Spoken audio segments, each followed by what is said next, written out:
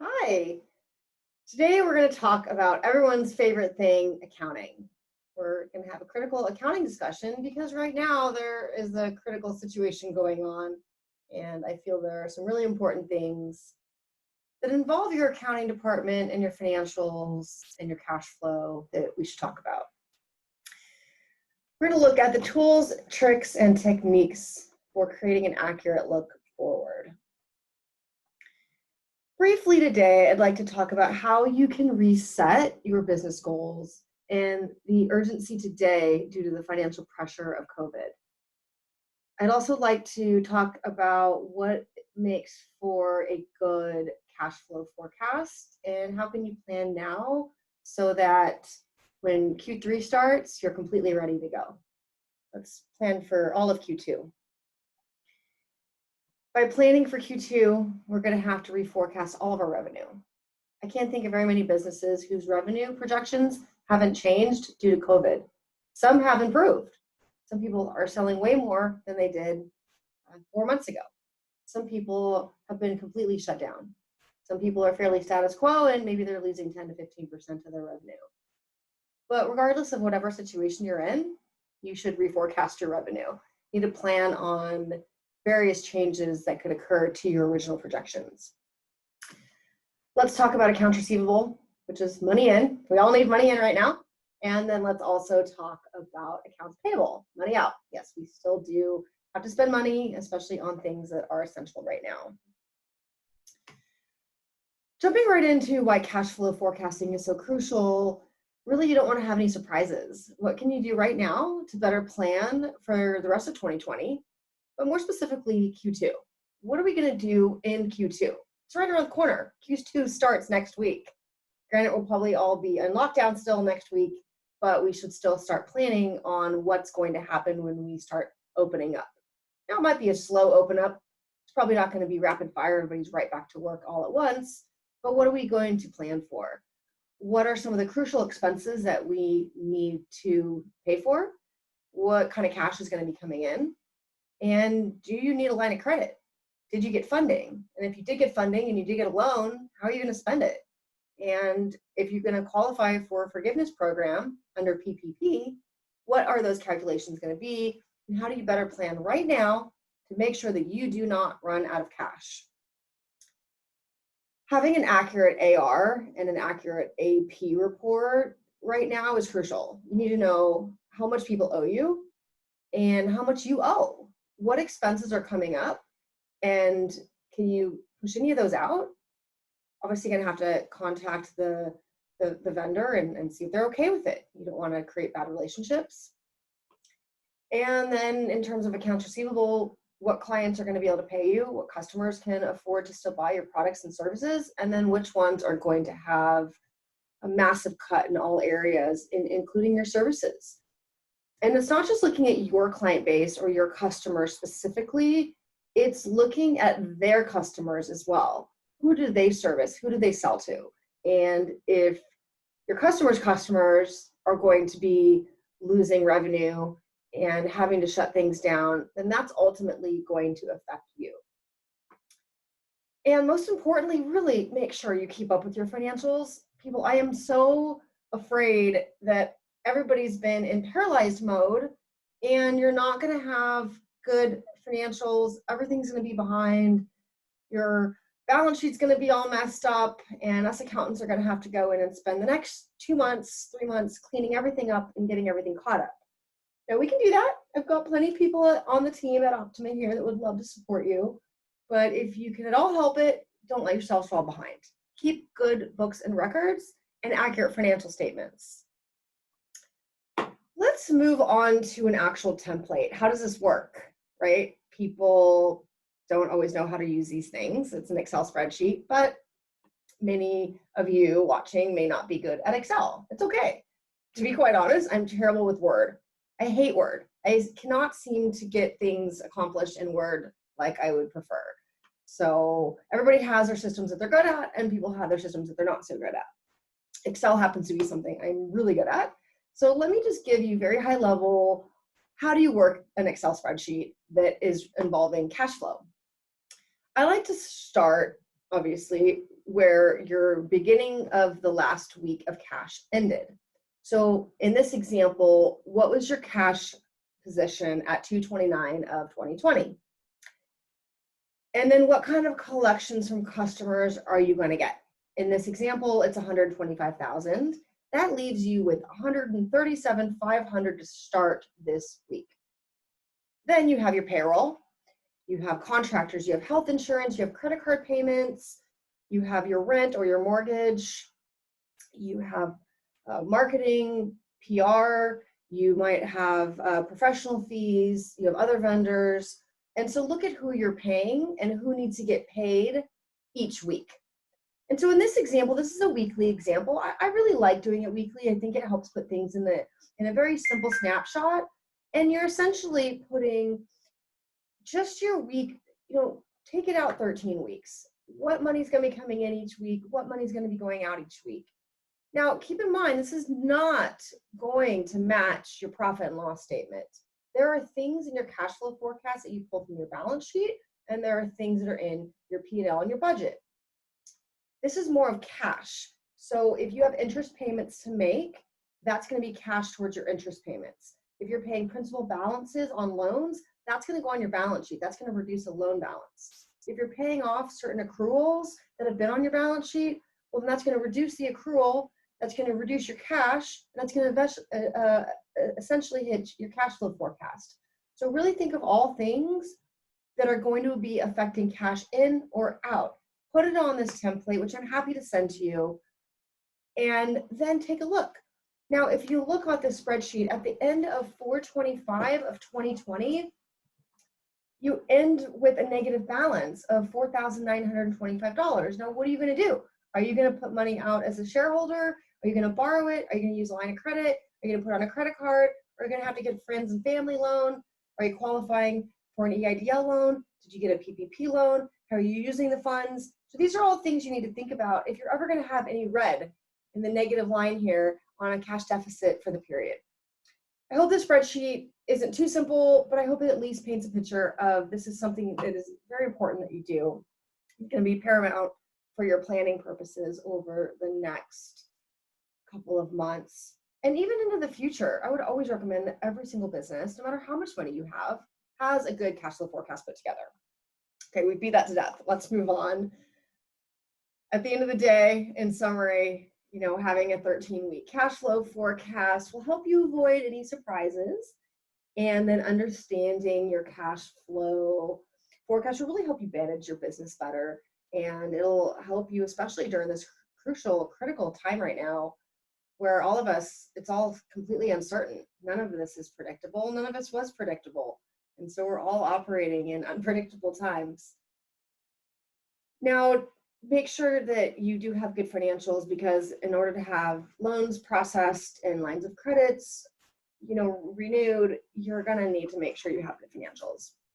And then having good AR and AP reports is critical. Let me talk to you more about that in a second. In order to do a cash flow forecast and in order to understand where your business is going, you're going to have to reforecast. You're going to have to pivot. As I mentioned earlier, every single business is dealing with something a little bit different, whether the revenue is going up, staying the same, or going down.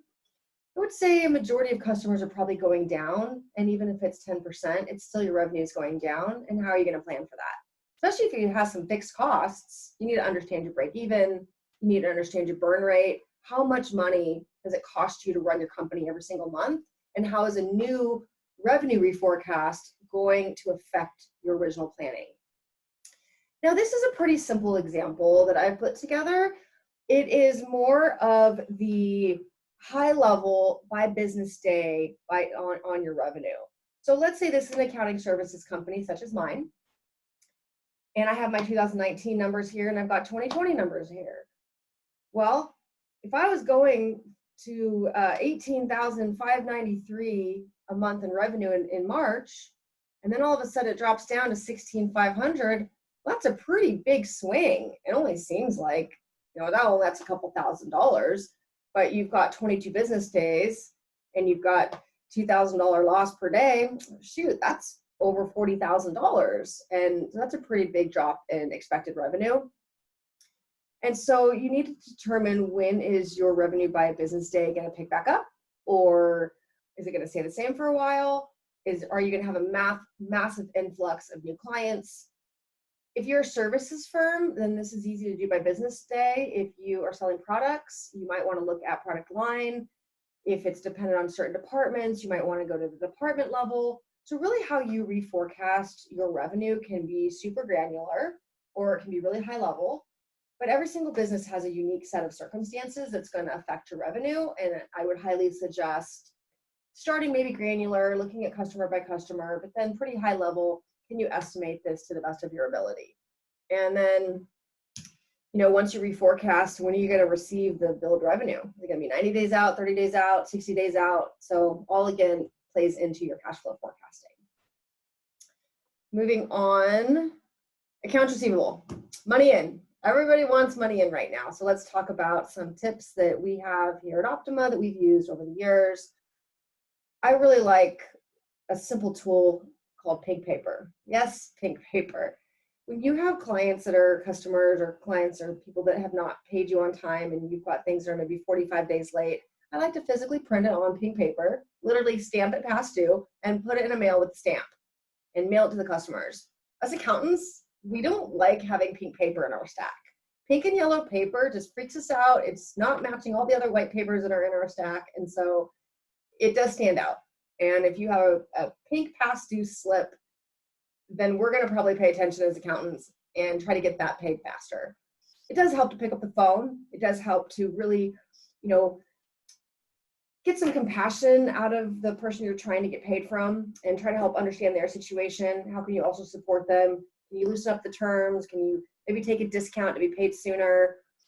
Can you get a retainer for future services, or defer their payment? It's all about working with people. It's about maintaining the relationships. And at the end of the day, look at everybody as, we're all in this together, and everybody wants money in the door. So how can we work together to get cash in as soon as possible for each of you?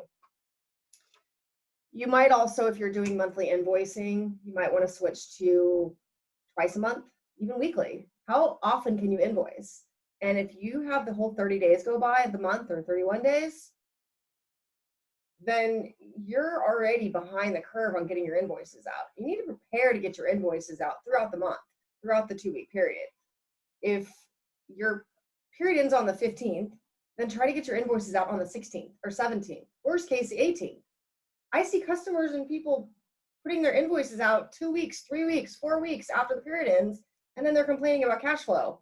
It's like you're causing your own cash flow problems. People, get your invoices out, or switch the terms. It's not rocket science. This is, people owe you money. How fast can you get paid? How quick can you get your invoices out? So I don't mean to poke fun at it, but really look at your internal invoicing process and how you can speed it up. How can you streamline it? Yes, accounts payable. We all have accounts payable. Most of us don't want to spend any money on any kind of bills right now. We want to keep our cash safe and prepared for any kind of additional emergencies we might have.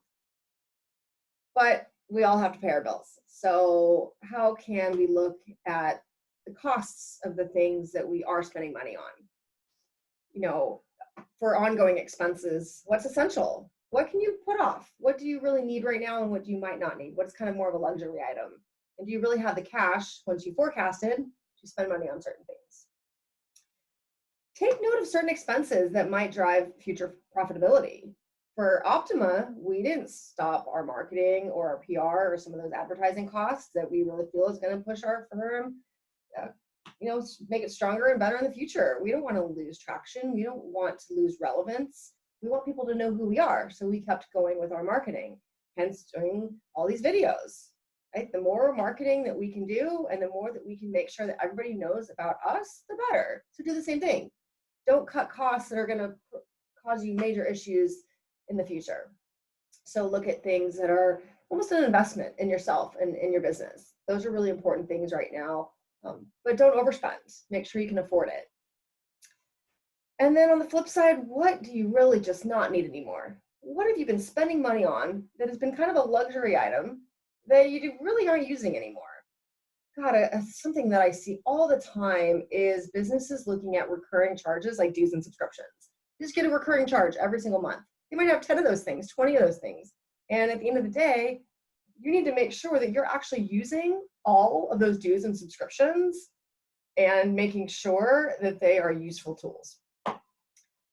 Now, maintaining strong vendor relationships is really important right now. I know it may seem contrary to our conversation here on spending money, but you need to have strong vendor relationships. You're going to need things from these people and these vendors in the future, most likely. So don't burn bridges. Communication is key. Even if you don't have the money, you just need to communicate. People have so much more of a peace of mind if you're actually communicating with them. You might have to explain the current situation. You might have to divulge more details than you may prefer. You may have to tell people that you're having major financial strains and beg for their help. Please, can you give me a 30-day terms? Can I pay half now and half later? Can I give you gift certificates? What can you do to negotiate with these people? Because again, it's about helping each other. It's about kindness. We're all in this together. Not communicating really causes anxiety for people overall. And then lastly, let's talk about inventory. I know many of you listening today may not have inventory, so bear with me real quick while we talk about inventory, because there's a lot of people that have either too much inventory on the shelf, or they have crucial needs. Let's say you're selling face masks and sanitizer and you just don't have enough inventory right now, but you don't have enough cash to buy it, or you don't have enough cash to ship things as timely as you would like. So what can you do if you have inventory? Look at your aged inventory. If you have some, what can you do to get that off your shelf as soon as possible? Don't have aged inventory right now. Can you sell it?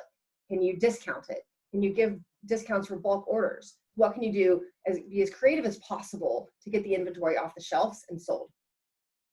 Brainstorm anything creative that you can do to create inventory and turn it into cash.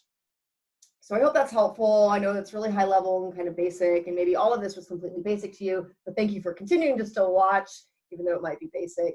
And if there's anything else I can help you with, any reforecasting templates, any cash flow templates, anything accounting or HR, Optima is your team. We're here for you, and we want to support every small business that we possibly can, and not-for-profits. If anybody that needs our support, contact us, Jennifer@optimaoffice.com. You can also call us at 858-283-1234. And that's a wrap for today. Thanks for listening.